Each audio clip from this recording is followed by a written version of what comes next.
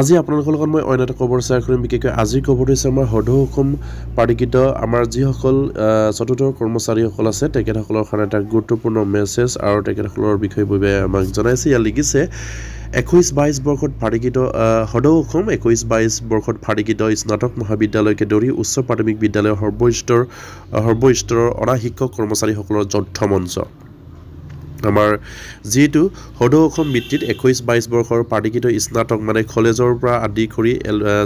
M স্কুললৈকে যিমানখিনি অনা শিক্ষক কৰ্মচাৰী আছে তেখেতসকলৰ যৌথ মঞ্চৰ এটা গুৰুত্বপূৰ্ণ মেছেজ আমালৈ ফৰৱাৰ্ড কৰিছে আৰু সেইখিনি মেছেজ তেখেতসকলে 26/2/28 তাৰিখে এটা গুৰুত্বপূৰ্ণ স্মাৰক পত্ৰ মাননীয় শিক্ষামন্ত্ৰীলৈ তেখেতসকলে সেইখিনি দিছিলে বা মাননীয় শিক্ষামন্ত্ৰীক তেখেতসকলে স্মাৰক পত্ৰ প্ৰদান কৰিছিলে নিশ্চয় আপোনালোকে স্ক্ৰীনত প্ৰত্যক্ষ কৰিছে ইয়াত তেখেতসকলৰ বিষয়ববীয়াসকলৰ নাম আছে আৰু তেখেতসকলে যিধৰণে তেখেতসকলে প্ৰস্তুত কৰি এটা স্মাৰক পত্ৰ প্ৰদান কৰিছিলে সেই বিষয়ে নিশ্চয়কৈ মই আপোনালোকৰ লগত শ্বেয়াৰ কৰি আপোনালোকে স্কিপ নকৰি সকলোৱে আমাৰ ভিডিঅ'টো চাই থাকিব আৰু এতিয়ালৈকে ছাবস্ক্ৰাইব কৰা নাই কাইলৈ ছাবস্ক্ৰাইব কৰিব আপোনালোকে নিশ্চয় স্ক্ৰীনত প্ৰত্যক্ষ কৰিছে কাৰণ স্মাৰক পত্ৰ ইয়াত লিখিছে প্ৰতি মাননীয় শিক্ষামন্ত্ৰী মহোদয় অসম চৰকাৰ দিছপুৰ গুৱাহাটী 06 বিকৈ অসম চৰকাৰৰ শিক্ষা বিভাগে বিগত 8/2/2021 22/9/2022 আৰু 23/9/2022 তাৰিখে পদ প্ৰাধিকৰণ কৰা অনা শিক্ষক কৰ্মচাৰীসকলৰ নিযুক্তিৰ তাৰিখৰ পৰা কাৰ্যকাৰী হোৱাকৈ অসম চৰকাৰৰ পূৰ্ণ পৰ্যায়ৰ চৰকাৰী কৰ্মচাৰী হিচাপে অন্তৰ্ভুক্ত কৰিবলৈ অনতিপলমে ব্যৱস্থা গ্ৰহণ কৰাৰ বাবে আবেদন যেটো আমাৰ অনা শিক্ষক কৰ্মচাৰীসকলে এম স্কুলৰ পৰা কলেজলৈকে যিমানবিলাক অনা শিক্ষক কৰ্মচাৰীসকল আছে তেখেতসকলক 8/2/21 তাৰিখে এটা প্ৰাৰ্থী নিযুক্তি দিছিলে আৰু 22/9/2022 তাৰিখে এটা প্ৰাৰ্থীক আৰু 23/9/2022 তাৰিখে এটা প্ৰাৰ্থীক অনা শিক্ষক কৰ্মচাৰীসকলক অসম চৰকাৰ নিযুক্তি কৰিছিলে আৰু সেই নিযুক্তি কৰা অনা শিক্ষক কৰ্মচাৰীসকলক অতি সোনকালে এটা ৰেগুলাৰ কৰ্মচাৰী হিচাপে তেখেতসকলক আপগ্ৰেড কৰিবৰ কাৰণে বা তেখেতসকলক ৰেগুলাৰ কৰ্মচাৰীলৈ কনভাৰ্ট কৰিবৰ কাৰণে তেখেতসকলে এটা স্মাৰক পত্ৰ মাননীয় শিক্ষামন্ত্ৰীক প্ৰদান কৰিছে আৰু বিষয়টো দিয়াতে উল্লেখ কৰিছে আৰু এটা গুৰুত্বপূৰ্ণ বিষয় তেখেতসকলে অসম চৰকাৰৰ লগত দাবী উত্থাপন কৰিছে ইয়াত লিখিছে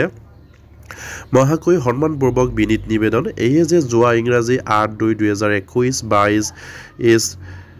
2022 আৰু 23/9/2022 তাৰিখে অসম চৰকাৰ শিক্ষা বিভাগ এক যুগান্তকাৰী পদক্ষেপ গ্ৰহণ কৰি অসমৰ বিভিন্ন শিক্ষা অনুষ্ঠানত বছৰ বছৰ ধৰি বিনা বেতনে শ্ৰমদান দি অহা কৰ্মচাৰীৰ পদসমূহ প্ৰাধিকৰণ কৰিলে সেইখিনিতে উল্লেখ কৰিব পাৰি যে the Assam educational provincialise of service teacher and reorganisation of venture education institution act 2017 and enactment act 2018 অনুসৰি উপযুক্ত 800 টকা শিক্ষকসকলক টিচাৰ আৰু 800 টকা শিক্ষকসকলক টিউটৰ কৰি পদ প্ৰাধিকৰণ কৰিলে কি ৰহস্যজনক বাবে the Assam educational provincialise of service non teaching staff of venture education enactment act 2020 মানে 2020 অনুসৰি স্নাতক মহাবিদ্যালয় ছিনিয়ৰ কলেজৰ কেৱল লাইব্ৰেৰিয়ান পদত কৰ্মৰত কৰ্মচাৰীকে UGC নৰ্মছ অনুসৰি অসম চৰকাৰৰ পূৰ্ণ পৰ্যায়ৰ চৰকাৰী কৰ্মচাৰীলৈ উন্নীতকৰণ কৰিলে কিন্তু the Assam educational provincialise of service non teaching staff of venture education institution act 2018 অধীনত বিভিন্ন স্তৰৰ বেঞ্চাৰ শিক্ষা অনুষ্ঠান কৰ্মৰত অনা শিক্ষক কৰ্মচাৰীক নন টিচিং ষ্টাফসকলৰ বাবে কোনো শিক্ষাগত বা বৃত্তিগত আৰ্হতা আইনখনত উল্লেখ নকৰি অসম চৰকাৰৰ অধীনস্থ বিভিন্ন পৰ্যায়ৰ প্ৰাধিকৃত চৰকাৰী শিক্ষানুষ্ঠানৰ অনা শিক্ষক কৰ্মচাৰী নন টিচিং ষ্টাফ হিচাপে কৰ্মৰত চৰকাৰী কৰ্মচাৰীক লেখীয়াকৈ 800 টকা স্বত্বীয় সদস্য প্ৰাধিকৃত অনা শিক্ষক কৰ্মচাৰীসকলক বৈষম্যমূলকভাৱে পূৰ্ণ পৰ্যায়ৰ কৰ্মচাৰীলৈ উন্নীতকৰণ কৰাৰ বাবে বিগত সময়ছোৱাত আইনখনৰ কোনো ধৰণৰ সংশোধিত অনাৰ সহায় নকৰি সৰ্বভাৰতীয় শ্ৰমিক নিশ্চয়কৈ এটা গুৰুত্বপূৰ্ণ বিষয় যিহেতু তেখেতসকলে ইয়াত উত্থাপন কৰিছে 2020 চনত যিসকল ছিনিয়ৰ কলেজৰ লাইব্ৰেৰিয়ানক নিযুক্তি প্ৰদান কৰিছিলে বা যিসকল মানে প্ৰাধিকৰণ আইন 2020 অনুসৰি তেখেতসকলক ৰেগুলাৰ এজন কৰ্মচাৰী হিচাপে নিযুক্তি প্ৰদান কৰি অন্যায়ভাৱে 2018 চনত যিবিলাক আইনৰ একমতে যিবিলাক আমাৰ অনা শিক্ষক কৰ্মচাৰী বাকী আছে তেখেতসকলক যেন এটা ফিক্স পে হিচাপে তেখেতসকলক নিযুক্তি প্ৰদান কৰাটো তেখেতসকলে দুখৰ বিষয় বুলি প্ৰকাশ কৰিছে আৰু সেই অনতিপলমে আমাৰ এই সকল অনা শিক্ষক কৰ্মচাৰীসকলকো অতি সোনকালে যেন ৰেগুলাৰ কৰ্মচাৰীলৈ কনভাৰ্ট বা আপগ্ৰেড কৰিবৰ কাৰণে তেখেতসকলে অনুৰোধ জনাইছে ইয়াৰ পাছতে তেখেতসকলে লিখিছে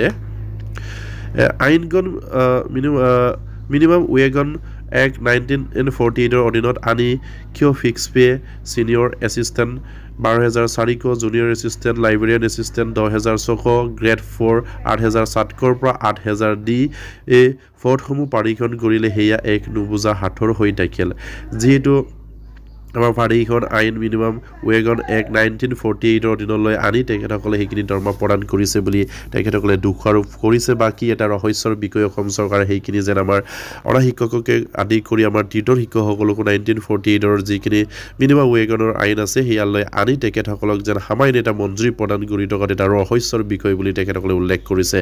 তদুপৰি আইনখনত অনা শিক্ষক কৰ্মচাৰীসকলে কেতিয়া কেনেকৈ কি উপায়েৰে পূৰ্ণ পৰ্যায়ৰ চৰকাৰী কৰ্মচাৰীৰ উন্নতি হ'ব পাৰিব তাৰ কোনো ধৰণৰ উল্লেখ নথকাত আৰু উদ্বেগজনক বিষয় হৈ পৰিছে আৰু ইয়াৰ পাছতো আমাৰ অনাশিক্ষক কৰ্মচাৰীসকলৰ যিখিনি কোৱালিফিকেশ্যন আছে কোৱালিফিকেশ্যন থকাৰ পাছতো তেখেতসকলক যেন আপগ্ৰেড নকৰে বা কেতিয়া কি পৰ্যায় পালে তেখেতসকলক আপগ্ৰেড কৰা হ'ব সেইখিনি আইনখনত উল্লেখ নথকাৰ বাবে তেখেতসকলে উদ্বেগজনক বিষয় হৈ পৰিছে বুলি ইয়াত উল্লেখ কৰিছে আৰু গতিকে মাননীয় শিক্ষামন্ত্ৰী মহোদয়ক বিনম্ৰভাৱে অনুৰোধ জনাওঁ যে সদ্য পাৰীক্ষিত বিভিন্ন শিক্ষা অনুষ্ঠানত কৰ্মৰত অনাশিক্ষক কৰ্মচাৰী স্নাতক মহাবিদ্যালয়ৰ 297 জন আৰু জ্যেষ্ঠ মাধ্যমিক ও উচ্চ মাধ্যমিক বিদ্যালয়ৰ মুঠ 1180 জন আৰু উচ্চতৰ মাধ্যমিক বিদ্যালয়ৰ 172 জন আৰু উচ্চ প্ৰাথমিক বিদ্যালয়ৰ BTRকে ধৰি মুঠ 1539 জন সৰ্বমুঠ 3189 জন সকলক নিযুক্তিৰ তাৰিখৰ পৰা কাৰ্যকাৰী হোৱাকৈ সকলো ধৰণৰ সা সুবিধা প্ৰদান কৰি 2021 চনৰ পূৰ্বে পদ পাৰীক্ষিত বিভিন্ন শিক্ষানুষ্ঠান কৰ্মৰত কৰ্মচাৰীসকলৰ দৰে অসম চৰকাৰৰ পূৰ্ণ পৰ্যায়ৰ নিয়মীয়া কৰ্মচাৰীলৈ উন্নতি কৰাৰ বাবে অসমৰ মাননীয় শিক্ষামন্ত্ৰী মহোদয়ক ন্যায্য প্ৰাপ্তিৰ পৰা বঞ্চিত হৈ হতাগ্ৰস্ত হোৱা অনাশিক্ষক কৰ্মচাৰী নন টিচিং ষ্টাফসকল জীয়াই থকাৰ আৰু ফদ প্ৰান্ত কৰিবৰ বাবে অনতি পলমে যাৱতীয় ব্যৱস্থা গ্ৰহণ কৰিবলৈ খৰ জোৰে অনুৰোধ জনালোঁ নিশ্চয়কৈ তেখেতসকলৰ দাবীত এটা গুৰুত্বপূৰ্ণ দাবী যিহেতু তেখেতসকলৰ যিবিলাক নৰ্মছ লাগে সেই নৰ্মছখিনি ফুলফিল হোৱাৰ পাছতো তেখেতসকলক কিয় ফিক্স পে হিচাপে প্ৰদান কৰি আহিছে এই অসম চৰকাৰে এটা ৰহস্যৰ বিষয় আৰু সেই অসম চৰকাৰে অতি সোনকালে তেখেতসকলৰ সমস্যাটো সমাধান কৰিবৰ কাৰণে তেখেতসকলে খৰ জোৰে অনুৰোধ জনাইছে আৰু শেষত লিখিছে সেই মহোদয়ৰ ওচৰত সৰল প্ৰাৰ্থনা অন্যথা অনাগত দিনত ন্যায্য প্ৰাপ্তিৰ পৰা বঞ্চিত সকলো স্তৰৰ অনাশিক্ষক কৰ্মচাৰীয়ে বিভিন্ন ধৰণৰ প্ৰতিবাদমূলক কাৰ্যসূচী গ্ৰহণ কৰিবলৈ বাধ্য হ'ম ইতি চৰকাৰে নিশ্চয় আপোনালোকে স্কেন পৰীক্ষা কৰিছে সদৌ অসম স্নাতক মহাবিদ্যালয়ৰ অনাশিক্ষক কৰ্মচাৰী সন্ধাৰ হ'ব বিষয়ববীয়াৰ নাম আছে সদৌ অসম পদ পাৰীক্ষিত জ্যেষ্ঠ মাধ্যমিক বিদ্যালয়ৰ অনাশিক্ষক কৰ্মচাৰী ইয়াত চিগনেচাৰ আছে আৰু সদৌ অসম 88 পাৰীক্ষিত উপবিদ্যালয়ৰ অনাশিক্ষক কৰ্মচাৰী সন্ধাৰ আছে আৰু সদৌ অসম নতুনকৈ পাৰীক্ষিত উচ্চ মাধ্যমিক বিদ্যালয়ৰ অনাশিক্ষক কৰ্মচাৰী আছে আৰু শেষত আছে সদৌ অসম নতুনকৈ পদ পাৰীক্ষিত মধ্য ইংৰাজী বিদ্যালয়ৰ চতুৰ্থ কৰ্মচাৰী সন্ধাৰ আৰু ইয়াত গুৰুত্বপূৰ্ণ তেখেতসকলৰ বিষয়ববীয়াসকলৰ নাম আছে নিশ্চয় আপোনালোকে স্কেন প্ৰত্যক্ষ কৰিছে সেয়ে অতি সোনকালে আমাৰ সেই চতুৰ্থ কৰ্মচাৰীসকলৰ যিখিনি সমস্যা আছে অনাশিক্ষক কৰ্মচাৰীসকলৰ যিখিনি সমস্যা আছে এইখিনি অসম চৰকাৰে যে অতি সোনকালে সমাধান কৰে যিহেতু তেখেতসকলৰ পদবিলাক প্ৰভিন্সিয়েলাইজৰ নামত তেখেতসকলক যেন ফিক্স পে প্ৰদান কৰাত এটা ৰহস্যৰ বিষয় যিহেতু প্ৰভিন্সিয়েলাইজ হোৱাৰ লগে লগে তেখেতসকলৰ পদবিলাক ৰেগুলাৰ কৰিব লাগে বা ৰেগুলাৰ পে প্ৰদান কৰিব লাগে কিন্তু সেয়া নকৰি অসম চৰকাৰে 1948 চনৰ যিখিনি মিনিমাম ৱেগনৰ আইন আছে সেইখিনি লৈ আনি তেখেতসকলক এটা ৰহস্যৰ ভিত্তিত ফিক্স পে হিচাপে প্ৰদান কৰি অহাটো এটা দুখৰ বিষয় যিহেতু আমাৰ শিক্ষক কৰ্মচাৰীসকলক হয়তো BEd বা DLEd গ্ৰহণ কৰিলে শিক্ষকসকলে আপগ্ৰেড কৰা এটা পইণ্ট হয়তো আইনত উল্লেখ কৰিছে কিন্তু সেইখিনিও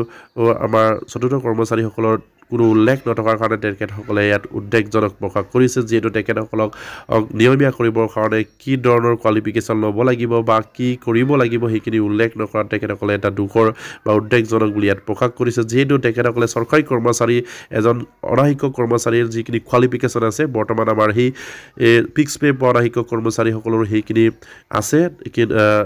কোৱালিফিকেশ্যন আছে কিন্তু সেইখিনি টকাৰ পাছতো তেখেতসকলক কিয় যেন এটা ফিক্স পে প্ৰদান কৰিছে এটা ৰহস্যৰ বিষয় সেয়ে তেখেতসকলৰ বিষয়ববীয়া অসম চৰকাৰ মাননীয় শিক্ষামন্ত্ৰীক অনুৰোধ জনাইছে অতি সোনকালে তেখেতসকলক যদি ন্যায্য প্ৰদান নকৰে তেনেহ'লে নিশ্চয়কৈ তেখেতসকলে প্ৰতিবাদমূলক কাৰ্যসূচী হাতত ল'বলৈ বাধ্য হ'ম বুলি ইয়াত উল্লেখ কৰিছে আৰু সেয়ে তেখেতসকলৰ সমস্যাখিনি যেন অতি সোনকালে সমাধান হওক সেই আশা কৰিম আৰু মাননীয় শিক্ষামন্ত্ৰী আৰু মুখ্যমন্ত্ৰীক অনুৰোধ কৰিম আপোনালোকে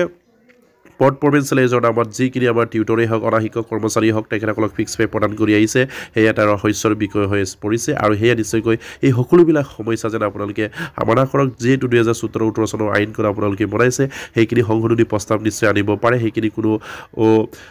সংশোধন কৰিব নোৱাৰা আইন নহয় যিহেতু সেইখিনি মানুহে বনাইছে যিহেতু আমাৰ 2011 চনত যিখিনি প্ৰভিন্সিয়েলাইজৰ আইন 2013 চনত সেইমতে পাৰিখন কৰি আকৌ সেইখন আইন ভংগ কৰি আপোনালোকে নতুনকৈ যিখিনি আইন সৃষ্টি কৰিলে সেয়া নিশ্চয় আমাৰ চৰকাৰী মুৰব্বী বা বিষয়ববীয়াসকলে সেইখিনি আইন বনায় আৰু সেয়ে নিশ্চয়কৈ আপোনালোকেও 2017-18 চনৰ আইনখন সংশোধনীলৈ আনিব পাৰে সেয়ে আপোনালোকক আমাৰ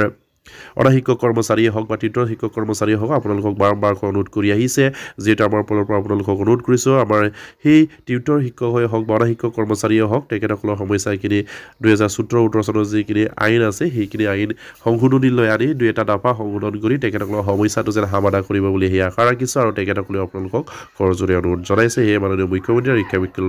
শিক্ষামন্ত্ৰীলৈ অনুৰোধ থাকিলে আৰু আজিৰ ভিডিঅ'টো ইমানে শেষ কৰিলোঁ প্ৰতিগৰাকী অনা শিক্ষক কৰ্মচাৰীয়ে যাতে সেইখিনি খবৰ পায় আপোনালোকে শ্বেয়াৰ কৰিব আৰু এতিয়ালৈকে যদি আমাৰ চেনেলটো ছাবস্ক্ৰাইব কৰে কাইলৈ ছাবস্ক্ৰাইব কৰি দিব নমস্কাৰ জয়